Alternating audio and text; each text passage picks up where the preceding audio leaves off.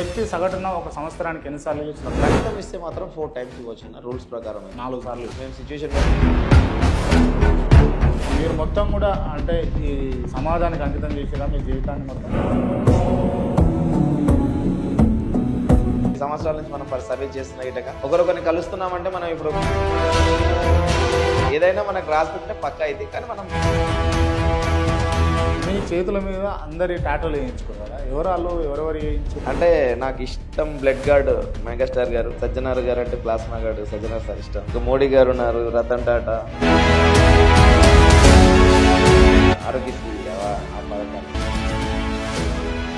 ఎందుకు ఈ వ్యవస్థ మారదు? గవర్నమెంట్ హాస్పిటల్లో ఇప్పటికి కూడా అవసరాల కోసం ఎక్విప్మెంట్ల కోసం ఎందుకు అవసరపాట్లు లేవంటే గవర్నమెంట్ ఫండ్ ఇస్తుందంటే చెప్తాం, మేము ఇంత ఇస్తున్నాం ఫండ్ అంటున్నారు.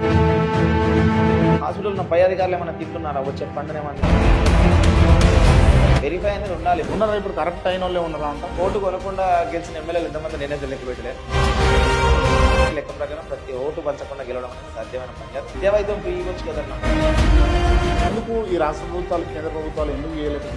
వాళ్ళ ఆట సాగదు. వాళ్ళ గుప్పిట్లో ఉన్నామంట. వాళ్ళ ఆట వాళ్ళది వాళ్ళు చెప్పుకోరు కానీ బినామీలకు తెలియదు ఉండొచ్చు, ఏదైనా ఉండొచ్చు. కానీ ఇప్పుడు కాంగ్రెస్ పరిపాలన ఎట్లుంది అంటే ఏం చెప్తాను? తిరిగి వద్దు, మా అమ్మ తిరగదే ఎడుకొని నేను తీసుకోవద్దు, నేనే ఇస్తాను. గ్యాస్ వద్దు, నాకు ఏది వద్దు, అసలు నాకు గుర్త పథకాలే వద్దు. నమస్తే, వెల్కమ్ టు కేఆర్ టీవీ. నేను మీ క్రాంతి. ఇవాళ మనతో ఉన్నటువంటి స్పెషల్ గెస్ట్ అంటే దాదాపు మనం చేస్తున్నవన్నీ కూడా పొలిటికల్ ఇంటర్వ్యూస్, వివిధ అంశాల మీద ఇంటర్వ్యూస్ చేస్తూ ఉన్నాం.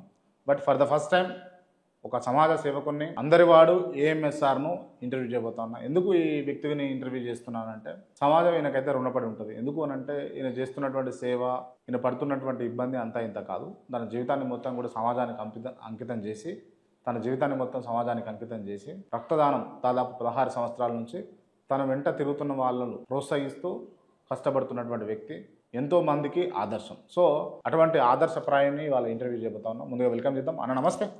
బాగుండరా? బాగుంది. చాలా అంశాలు మాట్లాడేది ఉంది. ముందుగా నేను మీకు అంశాన్ని చూపిస్తా. ఒక్కరి దానం ముగ్గురి ప్రాణం, రక్తదానం చేయండి ప్రాణదాతలు కండి, నేతదానం చేయండి చిరంజీవులు కండి అనే ట్యాగ్ లైన్ తోటి వీళ్ళు ముందుకు పోతా ఉన్నారు. దాదాపు నేను అన్ననే అడుగుతా, ఎన్నిసార్లు మీరు రక్తదానం చేసి ఉంటారు దాదాపుగా ఇప్పటికీ? నేను గత 16 సంవత్సరాల నుంచి ఒక 127 సార్లు చేశాను. 127 సార్లు? 127 సార్లు. ఎన్నిసార్లు అన్న? 127. వినండి ఒకసారి, 127 సార్లు రక్తదానం చేసిండు మహేందర్ రెడ్డి. అందులో 83 సార్లు రక్తం ఇచ్చాను, 44 సార్లు ప్లేటెట్స్ ఇచ్చాను. అది ఎస్డిపి అంటారు, సింగిల్ డోనర్ ప్లేటెట్స్ అనేది. బసవత క్యాన్సర్ పేషెంట్లకు, డెలివరీ కేసెస్కి, అదే డెంగ్యూ వచ్చినప్పుడు ప్లేటెట్ కౌంట్ పడిపోవడం వారికి ఇవ్వడం జరుగుతుంది. ఎస్డిపి అనేది అది ఇవ్వడం జరిగింది 44 times. ఓకే, మొత్తం 127. అంటే రక్తదాన అవసరము అంటే రక్తదానం ఇవ్వడంలో ఏదో కోల్పోయినాము, ఒక అవయాన్ని మనం దానం చేస్తున్నట్టుగా ప్రస్తుతం కొంతమంది ఫీల్ అవుతూ ఉంటారు, కొంతమంది ఆలోచన చేస్తారు. ఎందుకు అంటే ఇంట్లో కూడా రక్తం ఇచ్చి వచ్చినాము ఏదైనా అవసరం కోసం, అంటే ఓ ఫ్రెండ్కి ఏమైనా గాయమైంది లేకపోతే ఇబ్బంది పడ్డాడు అంటే పోయి రక్తం ఇచ్చి వచ్చినామని ఇంట్లో సగర్వంగా చెప్పుకోలేకపోతాం. ఎందుకంటే ఎందుకు ఇచ్చినాం, ఏమైంది, ఎట్లా అని అంటారు కదా. అవును. ఎన్నిసార్లు మీరు రక్తం ఇచ్చారు, మరి మీకు ఏం కాలేదా? ఏం కాలేదన్న, నేను బాగానే ఉన్నా కదా. ఇప్పుడు 16 సంవత్సరాలు ఇస్తున్నా కదా. నాకు ఇప్పటివరకు ఒకనాడు సర్ది జ్వరం వచ్చింది నిజంగా లేదు నాకు ఇప్పటివరకు. ఈ 16 సంవత్సరాలు చేసుకుంటే నాకు 2005లో ఒకసారి టైఫాయిడ్ వచ్చిందంటే నా లైఫ్లో నాకు హెల్త్ ఇష్యూస్ అనేది లేదు ఇప్పటివరకు. ఈ రక్తం ఇస్తున్నప్పుడు నుంచి యాక్టివ్గానే ఉన్నాను తప్ప ఎలాంటి ఇష్యూస్ లేవు. రక్తం రెగ్యులర్గా డొనేట్ చేయడం వల్ల ఏంటంటే ఒక 4 years ఆయుష్ పెరుగుతుంది అనేది నివేదికల ప్రకారం ఉంది. బ్లడ్ డొనేషన్ చేస్తే, బ్లడ్ డొనేషన్ చేస్తేనే మంచిది. ఎందుకంటే రక్తంలోనే మనకు చాలా చెడు కొలెస్ట్రాల్ తయారయ్యి గడ్డలు కట్టడం, హెల్త్ ఇష్యూస్ రావడం, క్యాన్సర్ రావడానికి కారణం హార్ట్ స్ట్రోక్, రక్తం చిక్కగా అయ్యి హార్ట్ సరఫరా ఆగిపోవడం ఇలాంటి జరుగుతుంటాయి. కాబట్టి రక్తదానం చేస్తుంటే ఎప్పుడు ఫారెన్ నది ఎంత ప్యూర్గా ఉంటుంది వాటర్, బావిలో ఉన్న నీళ్లు మోటార్ పెట్టుకుంటే వాటర్ ఇలా అలాగే ఉంటుంది. ఖచ్చితంగా రక్తదానం చేస్తే మన ఆరోగ్యానికి మంచిది. రక్తం ఎప్పుడు మనం 13 to 16 హిమోగ్లోబిన్ పర్సెంటేజ్లో ఉండాలి. 16-17 దాటి 18కి వచ్చిందంటే మనకు హార్ట్ స్ట్రోక్ రావడం కామన్. ఎందుకంటే రక్తం అనేది చిక్కగా ఉండదు. ఒక వ్యక్తి సగటున ఒక సంవత్సరానికి ఎన్నిసార్లు ఇవ్వచ్చు రక్తం ఇస్తే మాత్రం 4 times ఇవ్వచ్చు. రూల్స్ ప్రకారం అయితే 4 సార్లు ఇవ్వచ్చు. మేము సిచ్యువేషన్ బట్టి 5-6 సార్లు ఇచ్చిన సందర్భాలు కూడా ఉన్నాయి. ఎమర్జెన్సీ సమయంలో కొన్ని చూడాల్సి వస్తుంది అట్లా. అలాంటి సిచ్యువేషన్ బ్లడ్ అయితే కనుక 4 సార్లు ఇవ్వచ్చు. ఒకసారి బ్లడ్ తీసినప్పుడు ఎంత మొత్తంలో 350 to 450 ml తీస్తారు. కొన్ని హాస్పిటల్స్ కొన్ని రకాలు ఉంటాయి. గవర్నమెంట్లో అంటే వెయిట్ లెక్కలెక్కడంగా చూస్తారు. 65 అబోవ్ ఉన్న వాళ్ళకి 450 ml ఇస్తారు. 65 బిలో ఉంటారు, 50 to 65 బిలో ఉన్న వాళ్ళకి 350 ml. రైట్. ఎందుకు మీకు ఈ రక్తదానం చేయాలి లేకపోతే నేత్రదానం కాన్సెప్ట్ తీసుకురావాలి అని అన్నది ఎందుకు వచ్చింది మీకు ఆలోచన? దీనికి ఉద్దేశం నాకు మెగాస్టార్ గారి ఆద్యుడు. ఎందుకంటే మెగాస్టార్ గారు నాకు చిన్నప్పటి నుంచి ఇష్టం కాబట్టి, ఆయన సినిమాలు చూస్తే ఆయన ఏదో ఒక సందేశాన్ని ఇస్తున్నారు కాబట్టి, ఆయన అప్పటి సినిమాల్లో ఇంటర్వ్యూల టైంలో రీల్స్ క్యాసెట్ ఉన్నప్పుడు మనం చిన్న చిరంజీవుల కంటే నేత్రదానం చేయండి, బ్లడ్ డొనేషన్ అనేది బాగా ఇంటర్వ్యూలో చెప్పేవారు. ఆ ఇన్స్పిరేషన్తో ఒకసారి కలవాలి అవార్డు ఫంక్షన్ పిలుస్తున్నారు 10 times ఇచ్చిన వాళ్ళన్న ఉద్దేశంతో నేను రావడం జరిగింది. ఓకే. అది అలాగే వచ్చాక లోపలికి వచ్చాక పరిస్థితుల్లో ఇబ్బందులు ఒక్కొక్క పేషెంట్ని చూస్తే చాలా బాధ అనిపిస్తుంటుంది. ఇప్పుడు చాలా గవర్నమెంట్ హాస్పిటల్ రక్తం అందక అలాంటి వాళ్ళ కోసం అది అలాగే కంటిన్యూ చేయడం జరిగింది. రైట్. మీరు అంటే ఈ రక్తం ఇవ్వడంలో భాగంగా చాలా హాస్పిటల్స్ సందర్శిస్తుంటారు, చాలా హాస్పిటల్స్ పోతూ ఉంటారు కదా, ఎటువంటి ఇబ్బందులు ఉన్నాయి? అంటే గవర్నమెంట్ హాస్పిటల్లో కావచ్చు, ప్రైవేట్ హాస్పిటల్లో కావచ్చు, మీరు ఏం గమనించారు అన్నా? మీరు ఏం గమనించారు హాస్పిటల్లో ఇబ్బంది? ప్రైవేట్ హాస్పిటల్లో డబ్బులు ఉండాలన్న, అన్ని పర్ఫెక్ట్ ఉంటాయి. ప్రైవేట్ హాస్పిటల్ అంటే డబ్బులు ఉండాలి, పైసలు ఉంటే చాలు అన్ని వాళ్ళు చూసుకుంటారు. బ్లడ్ కావాలన్నా ఇక అరేంజ్ చేస్తారు, లేదంటే మాలాంటి వాళ్ళని సంప్రదిస్తారు, మేము హెల్ప్ చేస్తాం బ్లడ్ విధంగా, కాకపోతే ఛార్జ్ చేస్తారు. అదే గవర్నమెంట్ హాస్పిటల్ పోతే బ్లడ్ సరి అయిన టైంకి అందదు. అందిన blood bank to government connection కరెక్ట్గా లేదు ప్రజెంట్ సిచ్యువేషన్లో. కొన్ని బ్లడ్ బ్యాంక్స్ హాస్పిటల్స్లో ఇప్పుడు గవర్నమెంట్ హాస్పిటల్ పెద్ద ఉస్మానియా చాలా పెద్ద హాస్పిటల్, అంత పెద్ద హాస్పిటల్ బ్లడ్ బ్యాంక్ కనెక్షన్ కరెక్ట్గా ఉండాలి. ప్రతి పేషెంట్ ఒక రిక్వెస్ట్ రాసినప్పుడు బ్లడ్ బ్యాంకే వెళ్ళాలి రిక్వెస్ట్ అనేది. వెళ్ళకుండా అందులో ఉన్న వార్డులో ఉన్న కొంతమంది వేరే పక్క బ్లడ్ బ్యాంకులకు టైఅప్ అయ్యారో ఏంటో తెలియదు, కానీ వాళ్ళు స్లిప్ రాసి పలానా బ్లడ్ బ్యాంక్ వెళ్ళి తీసుకురాపో అర్జెంట్ అని చెప్పేసేయడం, ఇలాంటివి చేయడం వల్ల అక్కడికి వెళ్ళి ఒక 2000 పెట్టి కొనుక్కోవడం జరుగుతుంది ప్రజెంట్ సిచ్యువేషన్లో. ఇప్పుడు ఈ రక్తదానం చేసేటోళ్ళు నిస్వార్థంగా చేస్తున్నారు, రక్తదానం చేస్తున్నారు. ఎస్. కానీ రక్తంతో వ్యాపారం చేస్తున్న వాళ్ళు ఉన్నారా లేరా? వ్యాపారం అంటే ఇప్పుడు మనం తప్పు పెట్టడానికి వీల్లేదు. ఎందుకంటే మాకు పెట్టామంటే మాకు ఎంతో కొంత ఖర్చు అవుతుంది కదా. ప్రతి ఒక్కరికి బ్లడ్ బ్యాంక్ అంటే ఖర్చు అవుతుంది. ఒక బ్లడ్ బ్యాంక్ అంటే మినిమం 30 లక్షలు 40 లక్షలకి 50 లక్షల దాకా ఖర్చు అవుతుంది, ఎక్విప్మెంట్స్ అన్ని కలిపి. కాబట్టి ఒక మిషన్ కొనాలి హెచ్డిపిసి అంటే 25 lakhs ఉంటుంది. అంటే దానికి ఖర్చు ఉంటుంది. కాకపోతే ఇప్పుడు ఏదైనా వాళ్ళ జీతాలు ఒక 10-15 మంది పనిచేస్తారు కాబట్టి ఎంతో అంత ఆ లాభార్జన లేకుండా ఎవరు చేయరు. కాకపోతే కొంతమంది సిచ్యువేషన్ బట్టి ఎక్కువ రేటుకి అమ్మడం కరెక్ట్ కాదు. కొన్ని బ్లడ్ బ్యాంక్స్ డ్రగ్ రూల్ ప్రకారం గవర్నమెంట్ ప్రకారం 1800కి అమ్మాలి. ఇస్తున్న బ్లడ్ను 4000 5000 కూడా అమ్ముతున్నారు సిచ్యువేషన్. అంటే నెగిటివ్ గ్రూప్స్ కొన్ని రేర్ ఉంటాయి, మనకు పాజిటివ్ గ్రూప్స్ అంటే యావరేజ్గా ఉంటే దొరుకుతాయి. రేర్ గ్రూప్స్ ఉన్నప్పుడు వాళ్ళు ఖచ్చితంగా వాళ్ళు డిమాండ్ అండ్ సప్లై మీద నడుస్తుంది. అప్పుడు 4000 ఇస్తామనే రేంజ్లో ఎక్కువ రేటుకి అమ్ముతున్నారు. అది కరెక్ట్ కాదు. ఎందుకంటే రక్తం మీకు ఇచ్చిన రూల్ ప్రకారమే అమ్మాలి, కానీ ఎక్కువ రేట్లు అమ్మి ఇబ్బందులు ఉంటే కరెక్ట్ కాదు. ఇదొకటి. రైట్. అంటే ఇప్పుడు మీరు మొత్తం కూడా అంటే ఈ సమాజానికి అంకితం చేసిరా మీ జీవితాన్ని మొత్తం? పెళ్లి కూడా చేసుకోలేదని నాకు తెలుసు. పెళ్ళి అంటే మన రాసిపెట్టి ఉండాలి, మనం అనుకుంటే కాదు. కళ్యాణం వచ్చిన కక్క వచ్చిన ఆగదు కాబట్టి జరిగేది రాసిపెట్టి ఉంటే ఖచ్చితంగా. ఎప్పుడు వస్తుంది కళ్యాణం? ఎప్పుడు వస్తుంది? కక్క ఎప్పుడు వస్తుందో మనకు తెలియదు, కళ్యాణం ఎప్పుడు వస్తుందో మనకు తెలియదు, రెండు మనకు తెలియదు. ఎందుకంటే మన చేతిలో లేవు. అది ఎప్పుడైతే మోషన్ మనం ఎక్కువ తిని అజిత్ అయితే మనకు అది సడన్గా అయితే మనం ఏం చేయలేదు, దాన్ని కంట్రోల్ చేయలేము, ఆగలేదు. అలాగే మన కళ్యాణం కనుక మనం చేసుకుంటే ఈ టైంలో అంటే ఎవరు రెడీగా ఉంటారు కదా. అది టైం గడియలు రావాలి, ఆ టైం వస్తే ఖచ్చితంగా అవుతుంది, అంతే. మన చేతిలో ఉండదు. రైట్. మరి నిన్ను అర్థం చేసుకున్న భార్య దొరుకుతుంది అనుకుంటున్నావా అన్న? తెలీదు, ఉండొచ్చు, ఎవరన్నా ఉండొచ్చు, కానీ అది సెట్ అవ్వాలి కదా. మనకు ముందుగా తలరాత రాసి పెట్టి పెళ్లి జరిగేది ఉంటే యోగం ఉంటే ఖచ్చితంగా అవుతుంది. యోగం ఉండాలి ఏదైనా. ఓకే. ఇప్పుడు ఇన్ని రోజుల నుంచి ఇన్ని సంవత్సరాల నుంచి మనం సర్వీస్ చేస్తున్న గిట్టగా ఒకరొకరిని కలుస్తున్నామంటే మనం ఇప్పుడు మిమ్మల్ని కలవాలంటే నాకు ఏదో ఉండాలి, కనెక్షన్ ఉండాలి, లేకపోతే కలవలేము. ఇన్ని రోజులు మాట్లాడుకోవడం ఈ రోజు జరిగింది అంటే ఏదైనా మనకు రాసి పెట్టినా పక్క అయితే, కానీ మనం ప్రయత్నాలు మాత్రం ఆపకూడదు, ప్రయత్నం చేస్తూనే ఉండాలి ఏదైనా. రైట్. మీ చేతుల మీద అందరి టాటోలు వేయించుకోరు కదా, ఎవరు ఎవరెవరు వేయించారు? అంటే నాకు ఇష్టం బ్లడ్ గార్డ్ మెగాస్టార్ గారు, సజ్జనార్ గారు అంటే ప్లాస్మా గార్డు సజ్జనార్ సార్ ఇష్టం.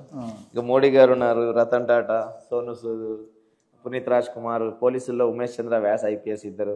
వైఎస్ఆర్ గారు అంటే నాకు బాగా ఇష్టం, ఆరోగ్యశ్రీ ఆ పథకాలు, కడమ్మ నాన్న, అట్లా ఇక ఇష్టం అనుకున్న వాళ్ళందరికీ టాటూలు వేసేసుకుంటారు. అంటే సజ్జనార్ గారికి మీరు బాగా దగ్గర, మీరు బాగా క్లోజ్గా ఉంటారని తెలుసు నాకు. ఎట్లా ఏర్పడ్డది మీకు పరిచయం? ఎట్లా ఏర్పడ్డది? అంటే సార్ అంటే నాకు బాగా ఇష్టం. మన పోలీసు వరంగల్ సిపి ఉన్నప్పటి నుంచి నేను స్టడీ ఫాలో అవుతుంటే అట్లే పరిచయం.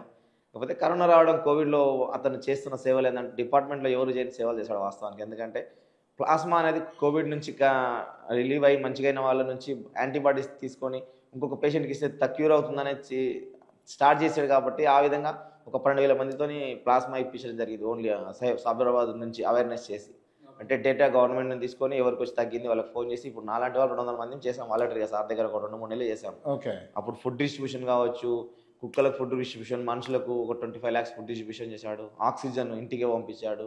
మెడికల్ అంబులెన్స్ అని చాలా స్టేట్ నుంచి అంబులెన్స్ చాలా పంపించారు సైబరాబాద్ సిప్పుని. అట్లా ఆ సర్వీస్ చూసి సార్ కనెక్ట్ అయ్యా బాగా. అట్లా ఆయనతో పనిచేసా. ఇక అది 5 years నుంచి అలాగే కంటిన్యూ అవుతుంది. మంచి పనులకు ఎప్పుడైనా నేను ముందుంటాడు, ఎవరికైనా సపోర్ట్ చేస్తాను 100%. ఇప్పుడు ఒకసారి లైవ్లో ఫోన్ చేయమంటే చేస్తావా, మాట్లాడతావా? సార్ ఇప్పుడు ఇక్కడ 15 August కదా, మరి వేడుకలు ఏమన్నాడో లేపుతాడో లేకపోతే తెలియదు.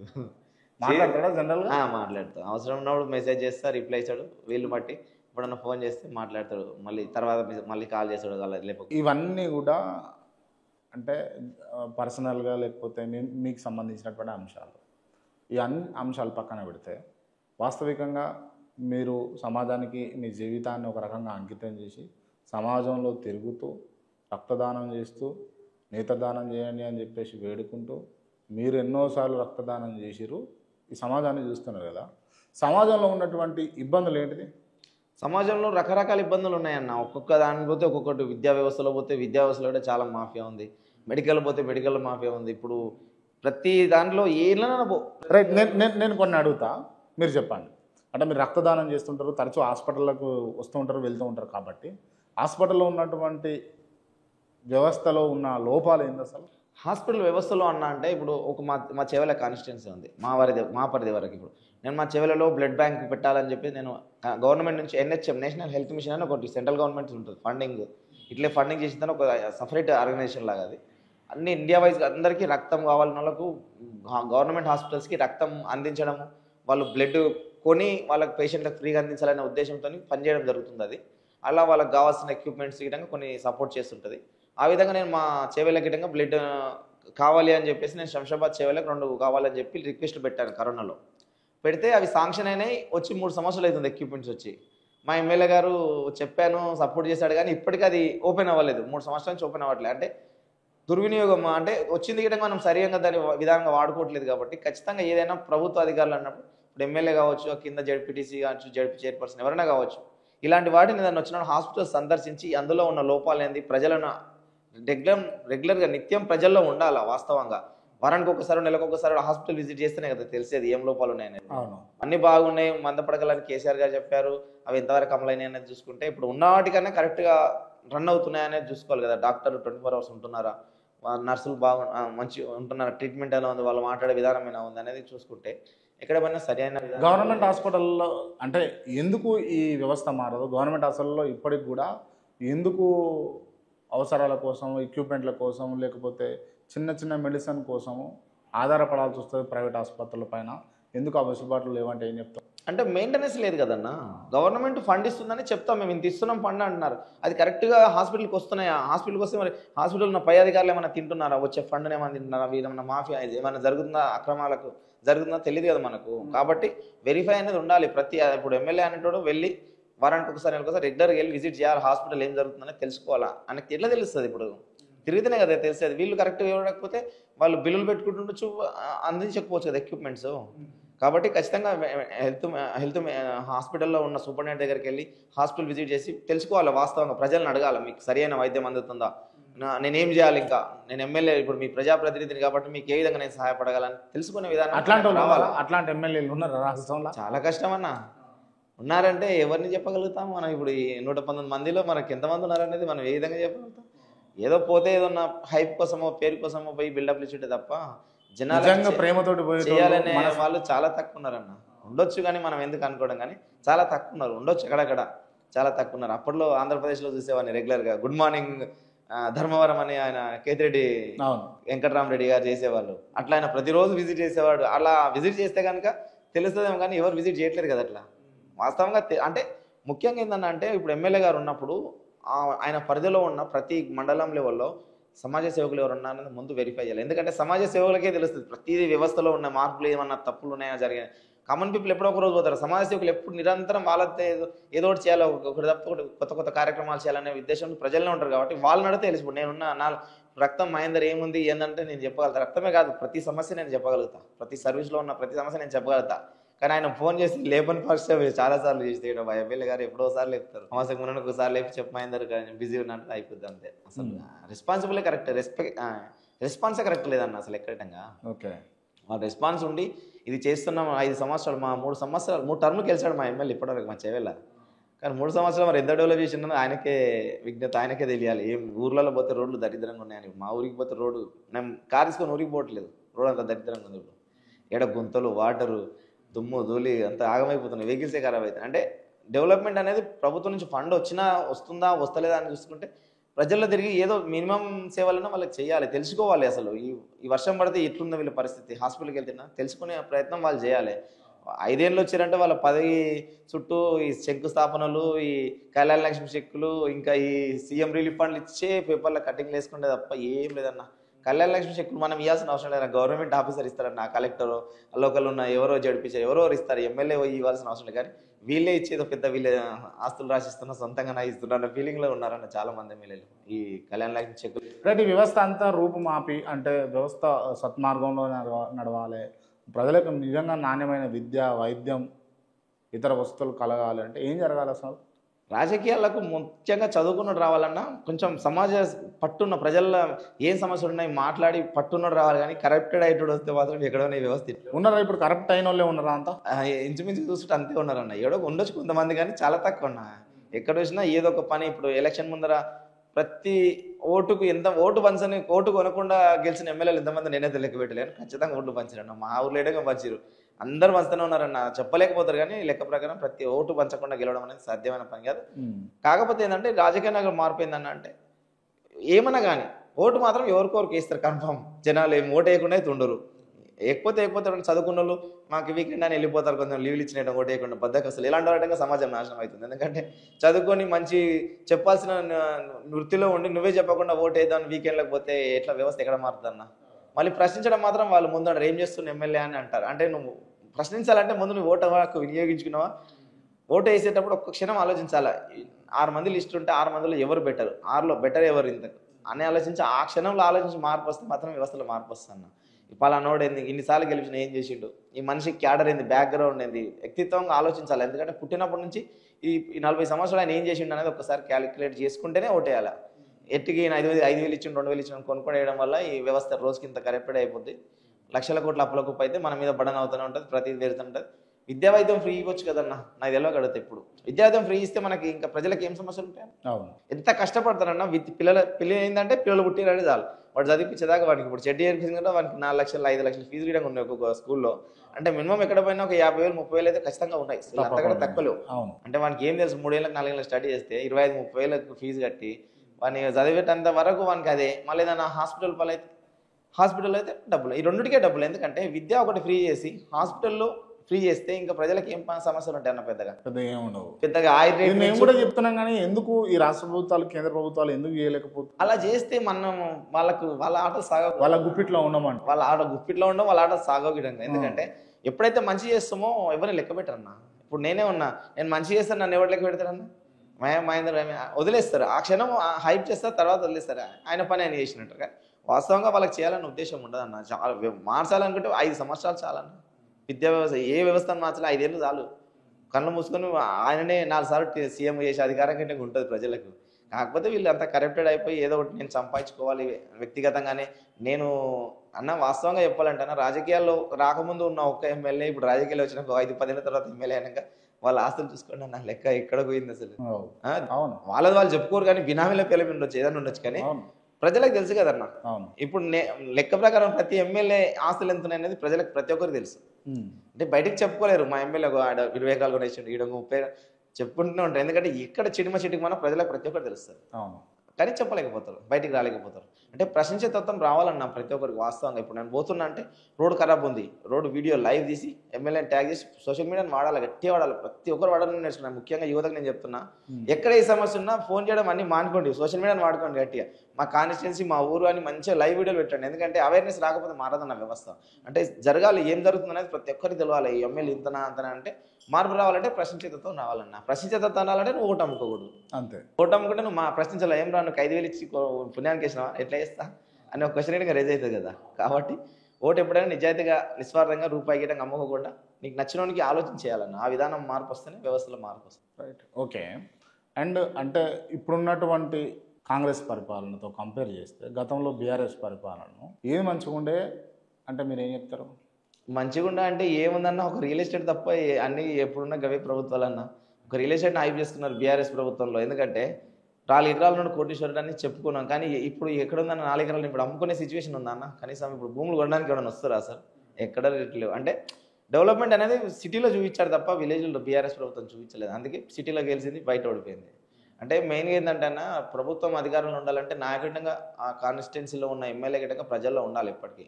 టీఆర్ఎస్లో ఉన్నప్పుడు వాళ్ళకు కళ్ళని నెత్తల మీద ఎక్కినాయి అన్న వాస్తవంగా చెప్పాలంటే. ఎందుకంటే వాళ్ళు ఈడాడ లేకున్నారు వాస్తవంగా. కొంచెం కంట్రోల్లో ఉంటేనే మంచిగా ఉండేది. ఈసారి ఖచ్చితంగా వచ్చేది బీఆర్ఎస్ విధంగా. కానీ వీళ్ళ అహంకారము.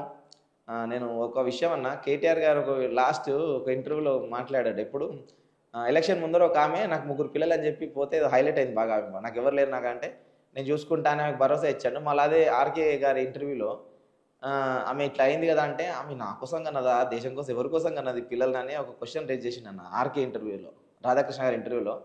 ఆ ఇంటర్వ్యూ చూసాక నేను పిక్చర్ అయిపోయాను. ఎందుకంటే అరే 4 కోట్ల మంది సమాజంలో ఉన్న పిల్లలు మా వాళ్ళే అని చెప్పి అసెంబ్లీలో చెప్పిండన్న. కానీ ఆ ఇంటర్వ్యూలో మాత్రం ఆమె నా కోసం కన్నదా, 3 పిల్లలు ఎవరి కోసం, నేను ఎందుకు చూసుకోవాలి, నా దగ్గర కోసం నేనేం చేస్తాను అంటే, నువ్వు ఒక ప్రజాప్రతినిధిగా ఉన్న ఒక మినిస్టర్వి, సీఎం కొడుకు కదా అన్న. ఆ క్వశ్చన్ వల్ల గిట్టంగా ఇలాంటి రిమార్కుల వల్లనే ఓడిపోవడానికి కారణం అని అన్న బీఆర్ఎస్ పార్టీ. ఎందుకంటే ఏముంటుందన్న, హైప్ అనేది కాంగ్రెస్ వాస్తవానికి హైప్ లేకుండే, బీజేపీ టీఆర్ఎస్ ఉంటుంది. కానీ లాస్ట్ మూమెంట్లో ఏమైందంటే కొన్ని వాళ్ళ వ్యక్తిగత విషయాలు, ఈ రాజకీయాలు అన్ని కామన్గా మనం మాట్లాడుకోకూడదు, మనం సర్వీస్లో ఉన్నాం కాబట్టి అలాంటి విషయాల వల్ల బీఆర్ఎస్కి ఎఫెక్ట్ అయిందన్న వాస్తవంగా. రైట్. అంటే స్వయంకృత అపరాధం ఖచ్చితంగా ఎప్పుడైనా సరే అన్న, ఏ రేంజ్ నుంచి వచ్చినా అన్న, 2001 నుంచి నెగిటివ్గా ఉద్యమంలో తిరిగిందన్న బచ్చగా నేను. ఎందుకంటే పార్టీ పెట్టినప్పుడు నేను మా ఊరు చాలా అంటే నేను ఎప్పుడు కండవ కప్పుకోలేను, ఏ పట్ల తిరగలేను. కాబట్టి చిన్నప్పటి నుంచి మనకు తెలంగాణ అంటే తెలియనప్పటి నుంచి తెలంగాణలో తిరిగామన్న. అంటే నేననే కాదు, అందరూ చాలా మంది తిరిగారు. తెలంగాణ అనేది ఒక మన వాదం, మన ఇప్పుడు దేశం కోసం మన స్వాతంత్రం పెట్టాడు, మన రాష్ట్ర కోసం అట్లా పోరాడాడు కాబట్టి కాదనట్లేదు. కాకపోతే అందరికీ ఏంటంటే ఒక రేంజ్ రాగానే, ఇప్పుడు క్రాంతి ఉన్నాడు, క్రాంతి అనే రేపు పొద్దున హై రాగానే నేను ఎంత నువ్వెంత అనే రేంజ్ వస్తే మళ్ళీ డౌన్ అయిపోతాను. ఎందుకంటే ప్రజలకు ఎంత పైకి లేపినా కిందికి ఎత్తేసే తత్వం ఉంటుంది కాబట్టి, తొక్కేసే అధికారం ఉంటుంది కాబట్టి తొక్కుతారు. ఎందుకంటే ప్రతి మనిషిని రెస్పెక్ట్ చేయాలి. నువ్వు డౌన్ టు ఎర్త్ అంటే, నువ్వు ఫస్ట్లో వచ్చినప్పుడు ఒకప్పుడు లేనప్పుడు ఏ విధంగా ఉన్నావు, ఇప్పుడు అయిపోయినాక అదే విధంగా మాట్లాడే విధానంలో మాత్రం తేడాలు రాకూడదు అన్న. వ్యక్తిగతంగా ఏం చేసుకుంటావు లోపల, కానీ మాట్లాడే విధానాలు మాత్రం అలాగే ఉండాలి. అంటే ఆ మాట్లాడే వల్లనే ఓడిపోవడానికి కారణం వస్తుంది. ఇప్పుడు అలాంటి చిన్న చిన్న విషయాలే అహంకారం. నేను లేకుంటే ఎవరు, నేను సీఎం కాకుండా ఇంకోటి ఎవరైతారు, నేను మినిస్టర్ కాకపోతే ఇంకోటి అవుతారంటే అన్న, పైనుంచి ఎన్టీఆర్ నుంచి చూసుకుంటే వైఎస్ఆర్ వరకు చాలా మంది వచ్చిపోతుంటారు మధ్యలో. కాబట్టి ఎవరికి శాశ్వతం కాదన్న. ఇప్పుడు కాంగ్రెస్ పరిపాలన ఎట్లుంది అన్నట్టు ఏం చెప్తావు అన్న? ఎట్లుందన్న అంటే అన్న, ఇప్పటికైనా ప్రభుత్వం నిన్ను ఒకటే వేయకుండా ఉచిత పథకాలు అనేది ఎత్తేయాలన్న. వాస్తవానికి ఎవరికి అవసరం అన్న?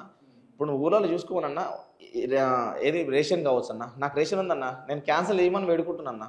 లాస్ట్ ఇయర్గా టీఆర్ఎస్ ప్రభుత్వం నాకు వద్దు రేషన్. వాస్తవంగా నేను తిననన్నా, ఎందుకంటే మేము వ్యవసాయం ఇష్టం పండించుకుంటాం అన్న. బియ్యం ఎవరు తింటారన్న? అదే 10 రూపాయలకు అమ్ముకుంటున్నాను. మళ్ళీ రూపాయి తెచ్చుకుంటూ 10 రూపాయలకు అమ్ముకుంటారు. అదే 10 రూపాయలకు అమ్ముకునే బదులు రూపాయి వద్దు మాకన్నా, అదే 10 రూపాయల అకౌంట్ వేసిన ప్రభుత్వానికి ఎంత బడ్జెట్ మిగిలిపోతున్నా? ఇప్పుడు 35 రూపాయలు ఏమి ఖర్చు చేస్తారు ఒక బియ్యం కేజీకి. మన రేషన్ 35 రూపాయలు ఖర్చు చేస్తారు, 35 రూపాయలు ఖర్చు చేస్తారు కదన్నా. 35 అదే 10 రూపాయలు వీళ్ళ అకౌంట్ వేస్తే 25 గవర్నమెంట్ సేఫ్ అయితే ఎంత? అదే 35 ఇస్తే బ్రహ్మాండంగా. అది 35 ఇచ్చినా ఇంకెంతమంది అంటారు. లేకుంటే వీళ్ళది క్యాన్సిల్ తినే వాళ్ళు కొంతమంది ఉన్నారన్న. వాస్తవానికి ఒక 25, 30%, 40% అని తింటారు కదా కొన్ని బియ్యం. ఆ రేషన్ బియ్యం తినే వాళ్ళకు డబల్ త్రిబుల్ ఇవ్వండి పాపం. వాళ్ళు కొనుక్కునే స్తోమత ఉండదు వాళ్ళకు. వాళ్ళు ఇచ్చే 5 కేజీలు 6 కేజీలు నెలకు సరిపోదు వాళ్ళకు. వాస్తవానికి ఒకరు 1/2 కేజీ తినే, రోజుకు 1/2 కేజీ తినే వాళ్ళు కూడా ఉంటారు హార్డ్ వర్క్ చేసే వాళ్ళు. మరి వాళ్ళకి నెలకు 15 కేజీలు కావాలి, నువ్వు 6 కేజీలు ఎలా సరిపోతాను? కాబట్టి ప్రభుత్వం ఏం చేయాలంటే, ఆ 10 రూపాయలు అయినా సరే అకౌంట్లో వేస్తామని చెప్పేసి ఇప్పటికి కట్ చేస్తే ప్రభుత్వానికి ఎంతో బడ్జెట్ మిగిలిపోతుందన్న. ఆ బడ్జెట్ ఇంకో మంచి పనులకు పెట్టొచ్చు కదన్న.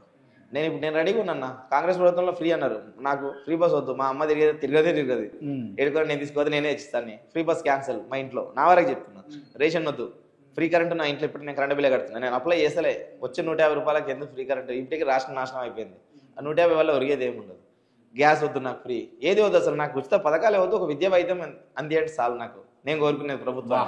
ఇప్పటికీ చెప్తున్నా, నాకు అపాయింట్మెంట్ దొరుకుతాయి కానీ సీఎం గారిని కలిస్తే మాత్రం నేను ఖచ్చితంగా నాకు ఉచిత పథకాలు నాకు వద్దన్నా. నా ఇంట్లో కాదు, మా 3 అక్కలు ఇటంగా మొత్తం క్లోజ్ చేసేస్తాం. రేషన్ వద్దు, ఏమీ వద్దు అసలు అన్న. ఎందుకంటే తినప్పుడు రేషన్ తీసుకోవడం ఎందుకన్నా? ప్రభుత్వానికి బడనే కదన్నా.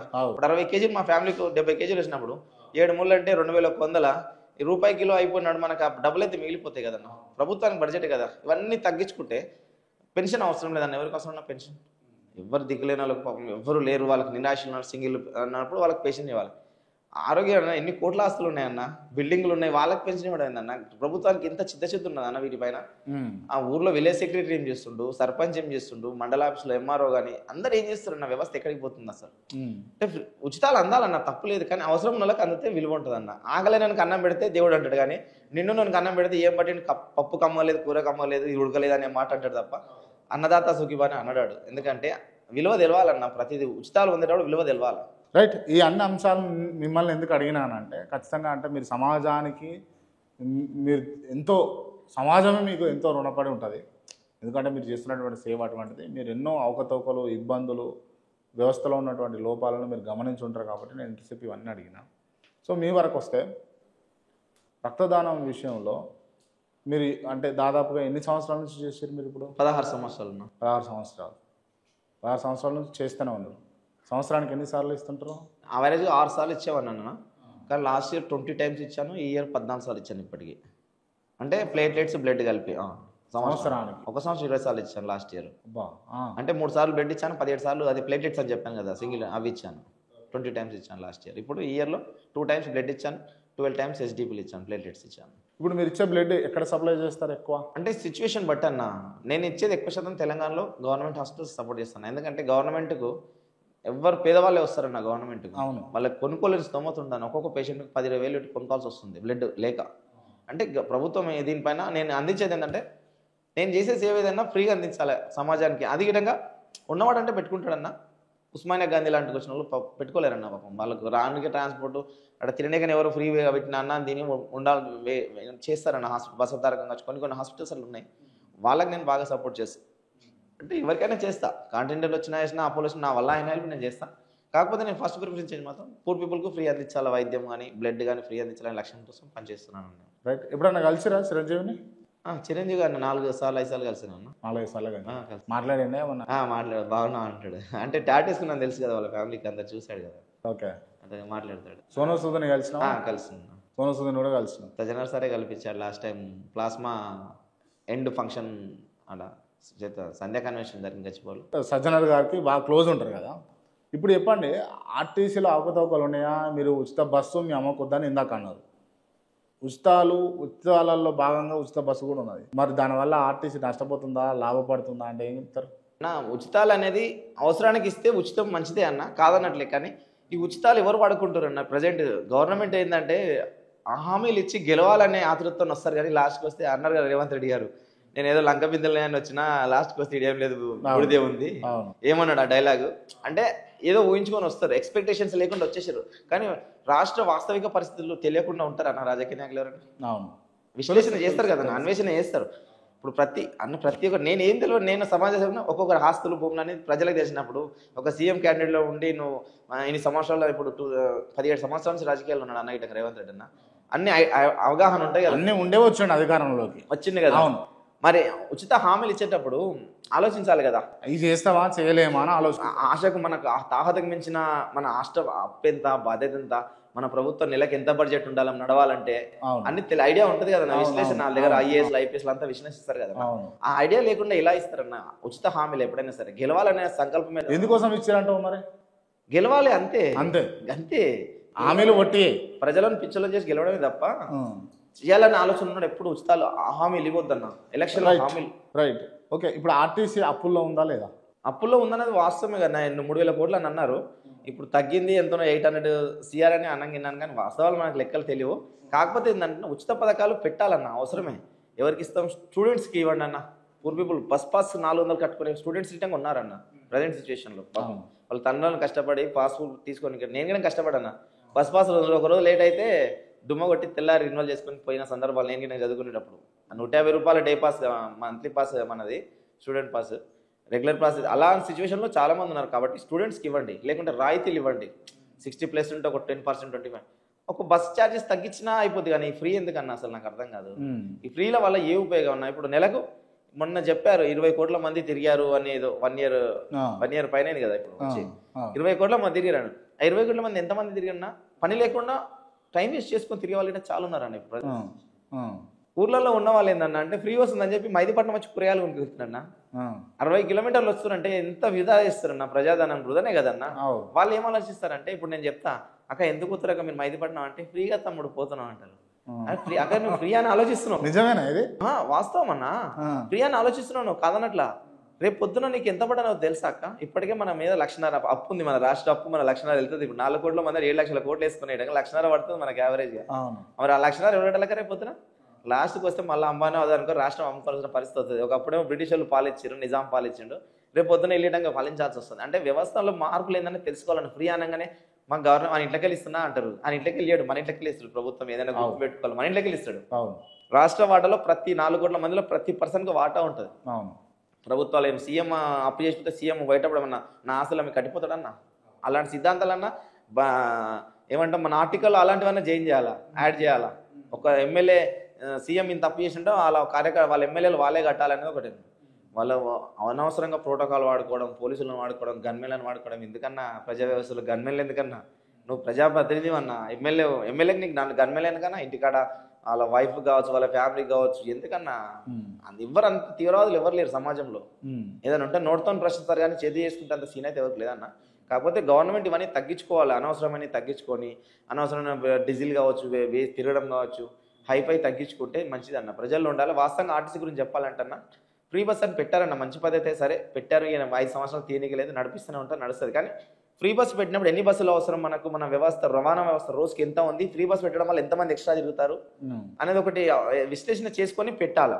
అది పెట్టారు, సరే పెట్టారు. ఇప్పుడు 1.5 year అవుతుంది, ఇంకా అవగాహన రాకపోతే ఇట్లన్నా. ఇప్పుడు కొన్ని విలేజెస్కు బస్సులు రాని విలేజ్లు ఎన్ని ఉన్నాయన్న? ఒక్కసారి రవాణా శాఖ మంత్రి పొన్నంరావు గారు వేడుకుంటున్నా, మీరు ఒక్కసారి వెరిఫై చేయండి. ఒక్క మండలంలో ఎన్ని విలేజ్లు ఉన్నాయి, ఏ మండలానికి ఎన్ని విలేజ్లకు బస్సులు రావట్లేదు, ఒక్కసారి వెరిఫై చేయండి. మీరు ఫ్రీ పెట్టిరు, అందరికీ అందాలి, ప్రజలందరికీ అందాలి. చాలా ఉన్నాయన్న. మా ఊరికే రాదన్న బస్సు, సండే రాదు. నేను డిఎం గారికి చాలాసార్లు కంప్లైంట్ చేశాను. ఏంటి మేడం అంటే స్టూడెంట్స్ లేరుగా అంటారు. స్టూడెంట్స్ లేకపోతే జనాలు ఎక్కరా మేడం? ఈ బస్సు 25-30 నుంచి నడుస్తుంది మేడం మాకు హెచ్వాండ్, ఇప్పుడు రావట్లేదు. షాద్నాడికి వచ్చి ఇప్పుడు కొన్ని సంవత్సరాలు సండే రాకపోతే మరి సండేలో తిరగటం దిగడం పోవాలా? ఆటోలు ఏమో దోపిడీ, 20 రూపీస్ 40 రూపీస్ ఛార్జ్ చేస్తారు. మరి రోడ్లు బాగలేవు, ఆటోలు ఎక్కితే పానం ఉల్టా పల్టా అవుతుంది పాపం వాళ్ళకు. ఎందుకంటే ఊపుతుంది మొత్తం ఆటో అయితే, 3 రూపాయల ఆటోలు. అంత డేంజర్లో ఉన్న సిచ్యువేషన్లో మరి మీరు ప్రజలకు అందిస్తున్నాం ఇన్ని కోట్లు అంటే అది మీరు లెక్కల్లో బాగుంటుంది అన్నా కానీ మీరు నిజమైన ప్రజలకు పోయి ఒక్కసారి వెరిఫై చేయండి. ఫ్రీ బస్ పెట్టి మీరు ఎంతమంది బాగుపడారని అడగండి. వాళ్ళ టైం వేస్ట్ చేసుకుని జీవితాన్ని నాశనం చేసుకుంటారు. ఎన్ని గంటల సమయం వేస్ట్ చేసుకుంటారు. కూరగాయలు ఊళ్ళో కొనుక్కుంటే చెవలో కొనుక్కునే 40 కిలోమీటర్లు వచ్చి 2 గంటలు 3 గంటలు ట్రాఫిక్ 3 గంటలు టైం వేస్ట్ చేస్తారు. అదే 3 గంటలు చేనుకాడ ఏదో పని చేసుకుంటారు. అంటే ఇలాంటి ఉచితాలు పెట్టి మనం సోమరిపోతులను తయారు చేస్తున్నాం అన్న. సో ఉచితాలు బంద్ చేయాలంట. ఉచితాలు పెట్టాలన్నా, అవసరం ఉన్నాయి పెట్టాలన్నా. మొత్తం బంద్ చేయమన్నా. విద్యా వైద్యం ఫ్రీ, లేని వాళ్ళకు పెన్షన్ ఇవ్వు, మంచి పద్ధతే. కానీ అవసరానికి తగ్గట్టు ఇవ్వాలి ఏ ఉచితమైనా సరే. ఇప్పుడు కాబట్టి మీరు బస్సులు పెంచండి. ఇప్పుడు ట్రాఫిక్ పరంగా చాలా ఇబ్బంది అవుతున్నాయి. ఎన్ని సంవత్సరాల బస్సులు తీసేసి కొత్త బస్సులు పెట్టి ప్రతి విలేజ్కి బస్సులు అందింది. అప్పుడు మీరు ప్రజారవాణిలో మేము అందరికీ మంచి చేసినామంటే నేను ఒప్పుకుంటా. హాస్పిటల్స్లో ఇబ్బందులు, లేకపోతే ఈ రక్త దానాలు చేసేటోళ్ళు ఇంకా పెరగాలి, లేకపోతే రక్తదానం జరగాలి, రక్తం కొరత అయితే ఏర్పడుతున్నది. దీనికి సంబంధించి స్టేట్ హెల్త్ మినిస్టర్ ఏం చేస్తే బాగుంటుంది అన్న? నేను ఒకటే కోరుకుంటున్నా హెల్త్ మినిస్టర్ గారికి, ఇప్పటివరకు సమాజ సేవకులు ఎంతమంది ఒక్కొక్క జిల్లా నుంచి వెరిఫై చేసి సమస్యలు ఏమున్నాయి, బ్లడ్ విషయంలో సమస్యలు ఏమున్నాయి ఒక్కసారి మీటింగ్ పెట్టుకోవాలన్న. ఎందుకంటే తెలంగాణ 283 బ్లడ్ బ్యాంక్స్ ఉన్నాయన్న. 283 బ్లడ్ బ్యాంక్స్ మీద ఒక దగ్గర పిలవాలి. పిలిచి మీరు చేస్తుంది ఏంది, మీకు ఉన్న సమస్య ఏంది, మనకు షార్టేజ్ ఎంత, సర్జరీలు ఎన్ని రోజులు పోస్ట్ పోన్ అవుతున్నాయి, బ్లడ్ ఎందుకు, మనకు ప్రాబ్లం ఏంది. ఇప్పుడు గత నాకు తెలిసి 16 సంవత్సరాలు నేనే సర్వీస్ చేస్తున్నాను. 1998లో చిరంజీవి స్టార్ట్ చేశాడు, 28 అప్పుడు సంవత్సరాల నుంచి. ఇన్ని సంవత్సరాల నుంచి ఒక్కొక్క హాస్పిటల్లో కొన్ని వేల మంది, లక్షల మంది డొనేషన్ చేసి ఉంటారు కదా. వాళ్ళందరికీ డేటాబేస్ చేసి ఏ రోజు ఏ హాస్పిటల్ ఇచ్చినాం, మళ్ళీ 3 months తర్వాత వాళ్ళకి రిమైండ్ వెళ్ళిపోవాలన్నా. ప్రభుత్వం చేసిన పని ముఖ్యం ఇది అన్న. హాస్పిటల్ వాళ్ళు చేస్తారా, ప్రభుత్వం చేస్తారా, చేయాలా. చేసి 3 నెలలకు ఒకనాడు క్రాంతాన్ని ఈరోజు రక్తదానం చేసిండు, మళ్ళీ 3 నెలలకు రిమైండ్ వెళ్ళిపోవాలి. మీ టైం వచ్చింది, మీరు బ్లడ్ డొనేషన్ చేయండి, మెసేజ్ ఫార్వర్డ్ అవుతుండాలా. అవుతున్న వాళ్ళకు ఒక ఐడియా వస్తుంది, వీళ్ళు పట్టుకుని ఏదో టైంలో పోయి ఇస్తారు. అలాంటిది గుర్తు చేయాలా. ఎస్డిపి ఇస్తే మళ్ళీ 15 daysకి మళ్ళీ రిమైండ్ చేయాలా, మీకు టైం అయింది మళ్ళీ ఇవ్వచ్చు మీరు అంటే ఎక్కడో దగ్గర అవకాశం. అంటే మోటివేషన్ లేక చెప్పేవాళ్ళు లేకటంగా వ్యవస్థ వెనకబడుతుంది అన్న. ఎందుకంటే మన తెలంగాణ 4 కోట్ల మంది అని చెప్పుకుంటాం అన్న, పాపులేషన్ 4 కోట్లు అంటున్నాం, అవసరం 6 లక్షల కంటే ఎక్కువ ఉంటుంది అన్న. 100లో 2 ఇస్తే షార్టేజే ఉండదు అన్న మన తెలంగాణలో. అంటే 100లో 2 అంటే 1.5 మందే ఇస్తున్నారు. ఇప్పుడు 1000కి 15 మందే ఇస్తున్నారు. ఇప్పుడు 15 మంది 20 మంది ఇవ్వాల్సింది 15 మంది ఇస్తున్నారు. అంటే ఇంకా షార్టేజ్లో ఉన్నాం కాబట్టి ప్రభుత్వం ముఖ్యంగా ఇవి గమనించి ప్రతి హాస్పిటల్లో బోర్డు పెట్టాలన్న. గవర్నమెంట్ హాస్పిటల్ ఏ హాస్పిటల్ అయినా సరే ప్రతి బ్లడ్ బ్యాంక్లో బోర్డు పెట్టాలి. రక్తం చేయడం వల్ల లాభాలు ఏంటి, చేయకపోతే నష్టాలు ఏంటి, ఇదొకటి. అలాగే స్టాక్ బోర్డు ఉండాలి ఖచ్చితంగా, ప్రైస్ బోర్డు ఉండాలి. ఏ హాస్పిటల్లో పోవన్నా నువ్వు వెరిఫై చేయండి. మీ న్యూస్ ఛానల్ చెప్పడన్నా ఎక్కడ హాస్పిటల్లో స్టాక్ బోర్డు ఎన్నో ఒక దగ్గర ఉంటుంది, ఫ్రెష్ అమౌంట్ బోర్డు ఉండాలి, ఈ ప్రైస్ ఇంత అనేది ప్రైస్ లిస్ట్ ఉండాలి, పెట్టరు. స్టాక్ బోర్డు పెట్టరు. అంటే రూల్స్ ఫాలో కావాలి కదన్నా, డ్రగ్ రూల్, హెల్త్ రూల్, ఈ ఫాలో నిర్లక్ష్యం. ప్రభుత్వం ఖచ్చితంగా సీరియస్ అయ్యి రేపు పొద్దున్నే రూల్ ఆర్గనైజ్ ప్రతి బ్లడ్ బ్యాంక్లో ఏ స్టాక్ ఉంది ఏది లేదు, ఎవరికి ఏం చేస్తారు మీరు ఖచ్చితంగా మీ డేటా ఎందుకు చెప్పాలన్న అవేర్నెస్ ఖచ్చితంగా. కాబట్టి గవర్నమెంట్ ఒకటే కొట్టున్నా, పెళ్లికి ముందు షాదీ ముంపర కళ్యాణ చెక్లు ఇస్తారు కదన్నా, వాటికి ఇచ్చేటప్పుడు ఖచ్చితంగా ఈ టెస్ట్లో ఒక 3 టెస్టులు రకాలు అవగాహన చేయాలి. తలసేమియా ఒకటి, HIV ఒకటి, క్యాన్సర్ ఒకటి, ఈ 3 టెస్టులు కనుక చేస్తే రేపు పొద్దున మనం చాలా మందిని కాపాడగలుగుతాం. ఇవి లేకుండా తలసేమియా అనేది రాకుండా అంతరించే చేయొచ్చు. ఎందుకంటే జన్యుపరమైన వ్యాధి అది తల్లిదండ్రుల నుంచే వస్తుంది. కాబట్టి ఆ టెస్ట్ చేసి మీరు ఇది ఫాలో అవ్వండి అని ఇన్స్ట్రక్షన్ ఇస్తే ఖచ్చితంగా కళ్యాణ లక్ష్మి చెక్ ఖచ్చితంగా వాళ్ళు చేయించుకుంటారు. ఐటీసీలో ఫ్రీగా చేస్తారు గవర్నమెంట్ ICTC కేంద్రాల్లో. ఆ టెస్టులు ఫ్రీగా చేస్తారంటే పెళ్లి చేస్తున్న దంపతులు ఖచ్చితంగా మీరు పెళ్లికి ముందు ఒక టెస్ట్ చేయించుకోండి. ఆ టెస్టులు చేయించుకుంటే క్యాన్సర్, HIV, హెచ్బిఏట్, తలసేమియా వేసుకుంటే మనం ఈ జనరేషన్ ఆపొచ్చు ఇంతకే. మన ఇండియాలో 3.5 కోట్లు ఉన్నారు, మన తెలంగాణలో ఒక 4 లక్షల మంది అని 4,000 మంది అని చెప్తున్నాం తలసేమియా. వాళ్ళకి రెగ్యులర్గా మంత్లీ 1-2 సార్లు ఎక్కించాల్సి వస్తుంది. చాలా ఉత్పత్తి అనేది ఉండదు. కాబట్టి ప్రభుత్వాన్ని నేను ముఖ్యంగా వేడుకుంటున్నా, ఖచ్చితంగా మీరు ఇది చేసి, అలాగే మన రాష్ట్ర వ్యాప్తంగా రక్త కొరత లేకుండా అంటే ప్రతి కాలేజీల్లో, ప్రతి పోలీస్ స్టేషన్, IT కంపెనీ, ప్రతి గ్రామంలో సర్పంచ్, RTC బస్ స్టాండ్లో ఇవి జరుగుతున్నాయి. విలేజ్లో ఒకటి 12,769 గ్రామాలు అన్న, మొత్తం 12,769 గ్రామాలు తెలంగాణలో. గ్రామానికి ఒక క్యాంప్ చేసిన విధంగా 12,000 క్యాంపులు చేయొచ్చు అన్న. అంటే అవేర్నెస్ కోసం ఒక 30-40 మంది ఇచ్చిన విధంగా మనకు కొన్ని లక్షల యూనిట్లు సేకరిస్తాం. పోలీసులు 850 పోలీస్ స్టేషన్స్ ఉన్నాయి. ఇయర్లీ వన్స్ అంటే మినిమం బేసిక్ ఆలోచనతో మినిస్టర్ గారు నేను వేడుకుంటున్నా. హోమ్ మినిస్టర్ లేడు కాబట్టి నేను కలవడం వీలు కాలేదు, విద్యాశాఖ మినిస్టర్ లేడు కాబట్టి. కానీ కొన్ని విద్యాశాఖలో ఉన్న కొన్ని లోపాలు ఏంటంటే డ్రెస్ కోడ్ లేదన్న. వాస్తవానికి డ్రెస్ కోడ్ అనేది ఖచ్చితంగా పెట్టాలన్న కాలేజీలలో. పిల్లలు కాలేజీకి పోతారా, ఎక్కడ పోతారా అనేది డ్రెస్ కోడ్ ఖచ్చితంగా ఉండాలి. అలాగే కొన్ని కాలేజీలలో Google Pay, PhonePe, online payments లేవన్నా, చాలా ఇబ్బంది పడుతున్నారు. ఇప్పుడు మా కోడల్ని హాస్టల్ వేసాం కుకట్పల్లిలో, పేమెంట్ వేస్తే అమౌంట్లు వేస్తే మళ్ళీ క్యాష్ పోయి తెచ్చివాల్సి వస్తుంది. ఎక్కడ పోయి ATM పోవాలా, అంటే ఎంతో అంత ఆన్లైన్ ఇచ్చి కొట్టి మైనస్ అమౌంట్ తీసుకొని ఇవ్వడం జరుగుతుంది. కాబట్టి కొన్ని కాలేజీలో ఆన్లైన్ పేమెంట్ ఏంటో చేస్తే బాగుంటుంది. ఎందుకంటే చిన్న కూరగాయ 5 రూపాయలు ఆమె కూరగాయలలో పెట్టుకున్నప్పుడు లక్షల ఫీజులు తీసుకునే కాలేజీ వాళ్ళు ఇంకా ఆన్లైన్ పేమెంట్ చేయట్లేదంటే మరి వాళ్ళు దేనికోసం చేస్తారు అనేది కొంచెం ప్రభుత్వం దృష్టి తీసుకుపోయి ఇవన్నీ మార్పు కావాలని కోరుకున్నాను.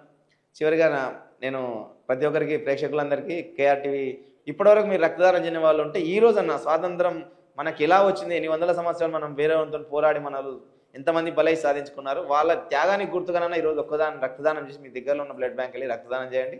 చేసి ఒక మంచి కార్యక్రమాన్ని శ్రీకారం చుట్టారని వేడుకున్నాను. అలాగే జీవిస్తూ రక్తదానం, మరణిస్తూ నేత్ర అవయవ దేహదానం చేద్దాం, చనిపోయి కూడా మరి కొంతమంది జీవితాల్లో వెలుగులు నింపదామనే కాసు పెట్టుకుని మేము పనిచేయడం జరుగుతుంది.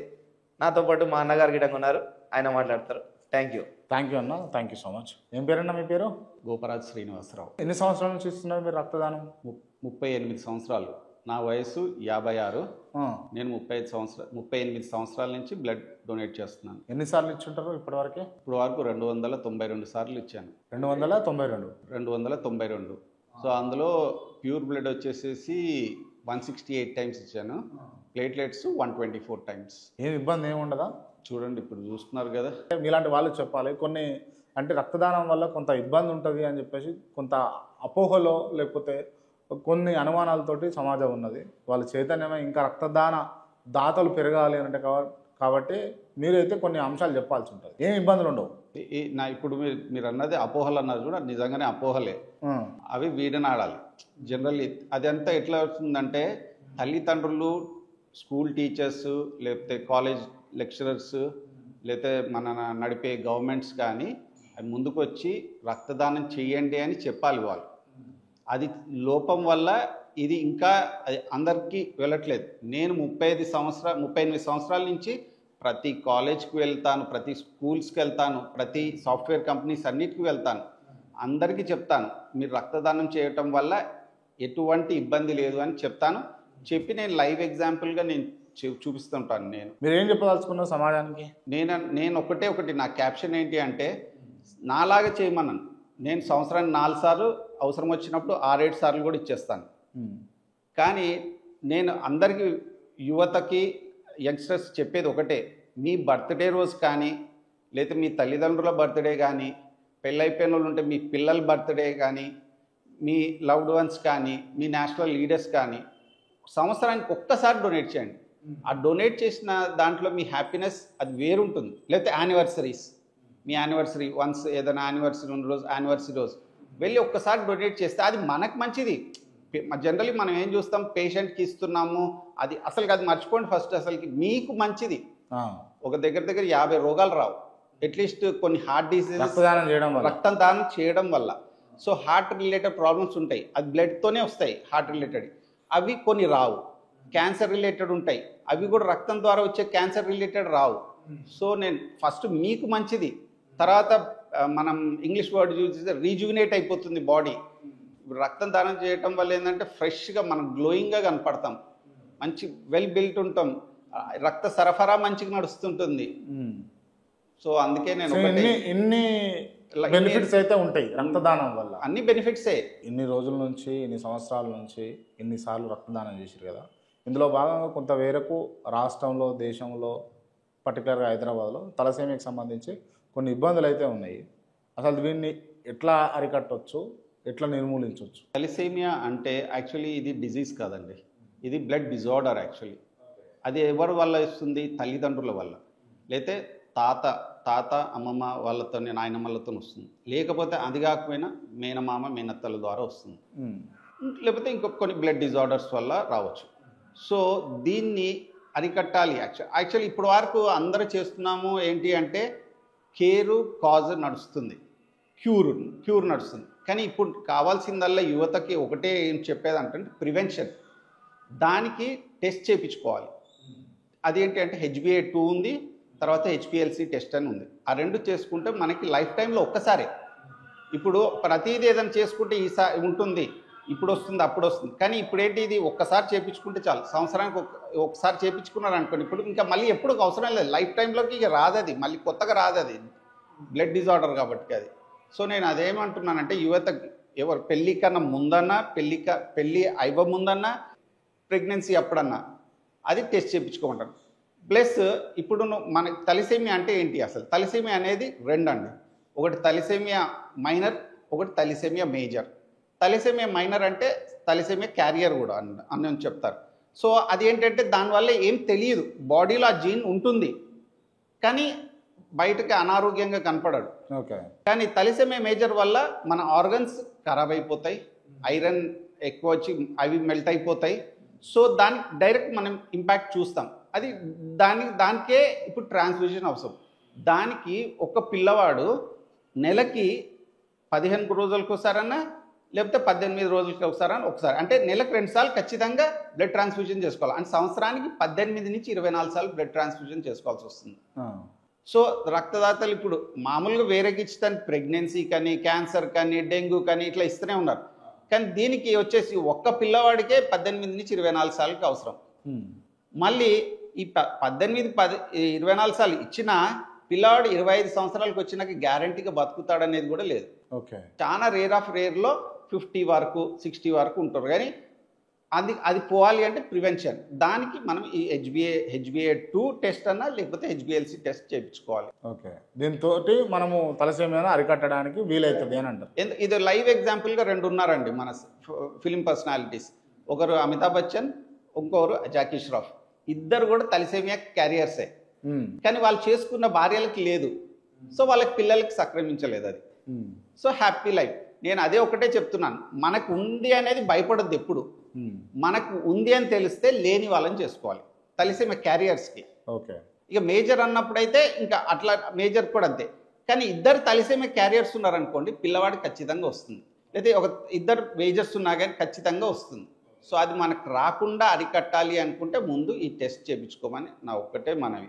292 సార్లు, ఒక్కసారి కాదు, 2 సార్లు కాదు, సుమా 290 సార్లు రక్తదానం చేసి చాలామంది ప్రాణాలను ఆదుకున్నటువంటి వ్యక్తి. సో ఇటువంటి వారిని మీకు పరిచయం చేయడం కోసమే నేను ఇవాళ మీ ముందుకు తీసుకురావడం జరిగింది. దయచేసి ఇకనైనా చైతన్యం అయ్యి ఖచ్చితంగా ప్రతి ఒక్కరు అట్లీస్ట్ సంవత్సరానికి ఒక్కసారైనా రక్తదానం చేయాలని చెప్పేసి అన్న కూడా కోరుతా ఉన్నాను, నేను కూడా కోరుతా ఉన్నా. రైట్ అన్న, థ్యాంక్ యూ సో మచ్.